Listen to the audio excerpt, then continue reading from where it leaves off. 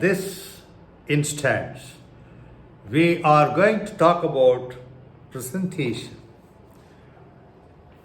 Whether it is coursework or organizational presentation for companies or the board, everywhere, it is something that bothers people very much.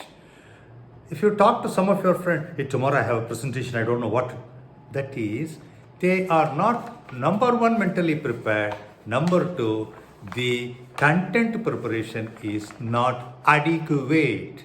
If it is not adequate, you cannot win the show. See, when you're going for a presentation, you have to engage people and make them to be with you. Otherwise, after some time, everybody will be daydreaming. Maybe somebody is on the moon or Mars, who knows where. But when you are engaging them, they are with you. Ask a mind-boggling question. Mind-boggling, it is your creativity.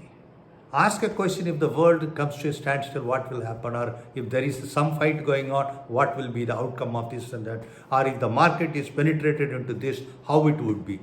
So people will be started thinking, let them think. You move on to the other thing.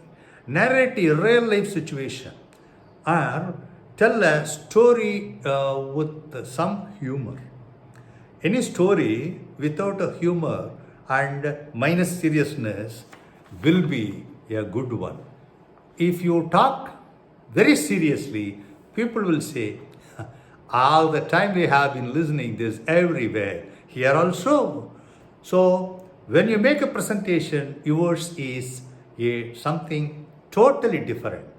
It is a masterpiece.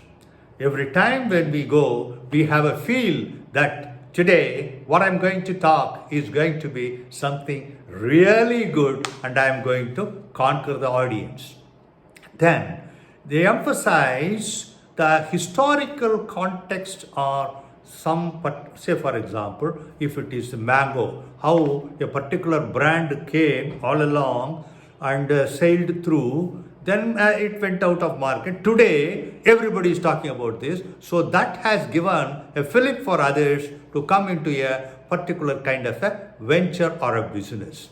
Then the visuals, effects and input. For example, you need to produce or at least show one or two slides or one or two videos to substantiate the way you are talking.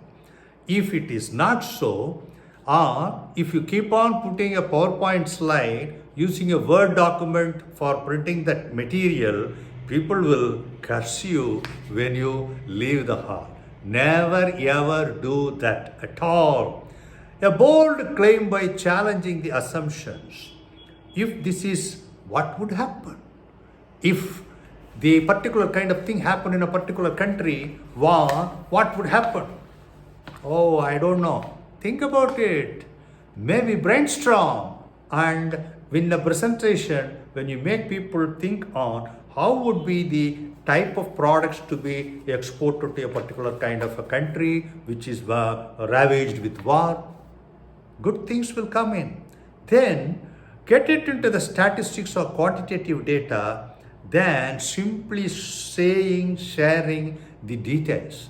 Because numbers have quantitative input, that is a certain thing to share, and without that it is very good. It is 20% that the country has moved. It is 40% that the petrol prices have maybe come down.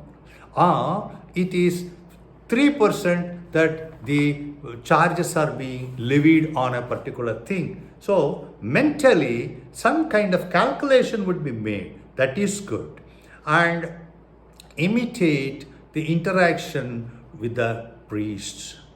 In the process, ice breaking or some kind of involving individuals, the kind of imitation, but it should not hurt anybody. Make sure that the people are with you and take one or two cues from them. See how it is. Then others will also have a look and then they will follow suit. Then this audio to keep engaging the presentation, video to support the audio, and the kind of a proper mix would take people to a greater heights of understanding. And the presentation, interest in presentation would make it possible for everybody in the room or everybody in the hall. Otherwise, it will become a dull, a boring, uninterested, inconsequential program for them. So make sure when you make a presentation, whether it is for coursework or company or your career, you should excel in that. Will you?